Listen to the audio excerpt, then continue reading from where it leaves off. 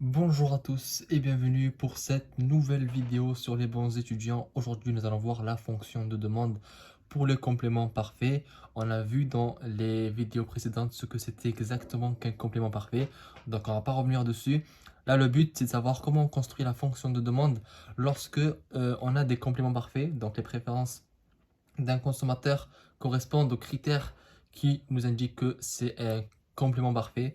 Donc, que les deux biens se consomment ensemble. Donc, il faut savoir que le choix optimal se situe toujours sur la diagonale.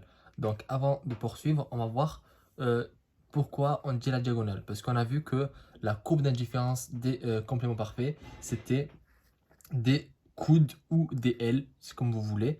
Et en fait, la solution optimale ne va jamais se situer sur la ligne, ici ou ici. C'est toujours en coin, donc en diagonale. D'accord? C'est soit ça, soit là, etc. Il n'y a pas de solution qui va être là optimale. C'est pas possible. D'accord? C'est impossible. Ça, il faut très bien le retenir. Alors, on va voir algébriquement pour l'auto 1 pour 1. Avant de voir les fonctions de demande algébriquement, je vous rappelle qu'il y a en description plusieurs liens, plusieurs bons plans pour gagner de l'argent, pour en économiser.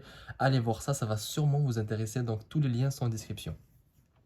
Alors, algébriquement, dans le cas du taux 1 pour 1, c'est-à-dire le taux 1 pour 1, souvent on prend l'exemple des chaussures. Donc, la chaussure droite et la chaussure gauche, elles vont toujours ensemble. Si on vous donne deux chaussures droites et une chaussure gauche, ça ne va pas changer votre utilité, ça sera toujours 1, 1. Vous allez mettre une paire, mais après, vous allez avoir une chaussure droite toute seule, elle va servir à rien.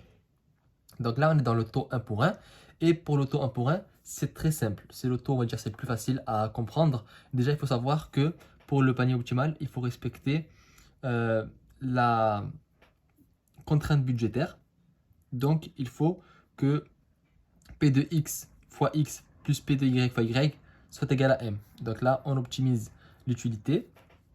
Et donc, dans ce cas, il faut savoir que c'est comme si, vu que les deux paniers se consomment ensemble, c'est comme si en fait on avait un panier. Parce que c'est du 1 pour 1. Donc le x égale le y. C'est-à-dire que si le x égale 5, y égale 5. Parce que le consommateur consomme toujours les deux en même temps. Il y a un taux 1 pour 1. Donc s'il y a une chaussure droite, il vous faut une chaussure gauche. S'il y a deux chaussures droites, il faut deux chaussures gauche, etc. Donc vu que le x égale le y, en fait c'est le m. Donc la fonction de demande c'est le m divisé par p de x plus p de y. Donc imaginons que le m c'est 200.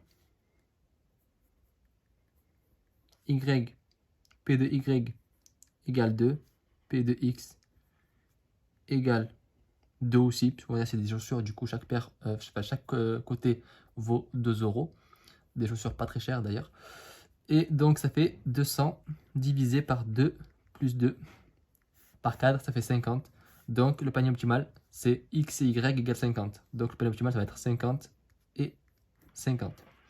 Donc voilà, donc dans le cas des compléments parfaits, si vous avez un taux 1 pour 1, il suffit de prendre le prix, de le diviser par le prix du bien X plus le prix du bien Y.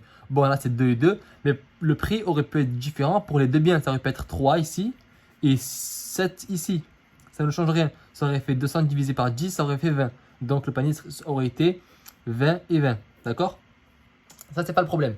Ça, il faut juste, en tout cas, retenir que dans le cas des compléments parfaits, les deux biens s'expriment par rapport à M et on le divise par le prix du bien X et le prix du bien Y qu'on additionne. Maintenant, pour le taux 1 pour 2, c'est-à-dire qu'il vous faut par exemple une tasse de café et il vous faut 2 sucres. D'accord? Donc pour ce cas-là, c'est un peu différent. Le X va s'exprimer avec le M. M, c'est le revenu. On le divise par P de X. P de X, c'est le prix du bien X, plus 2 P de Y. Le 2, pourquoi? Parce qu'il vous faut 2 Y. Parce que ici, c'est X. Ici, c'est Y. Ça, c'est le sucre. Ça, c'est le café. D'accord? Donc, ici, il faut retenir que X égale M, donc le revenu, on vous le donne. P de X, donc le prix du bien X, plus 2 fois le prix du bien Y. Vous trouvez un chiffre, donc le prix, vous l'avez, vous faites ce calcul-là. Vous avez la quantité bien X. Et ici, vous faites pour trouver Y 2 fois M, donc 2 fois le revenu. Si le revenu c'est 200, c'est 2 fois 200, divisé par le prix du bien X, plus 2 fois le prix du bien Y. Donc vous avez un nombre et vous avez le x optimal et le y optimal. Là, on met l'étoile et voilà.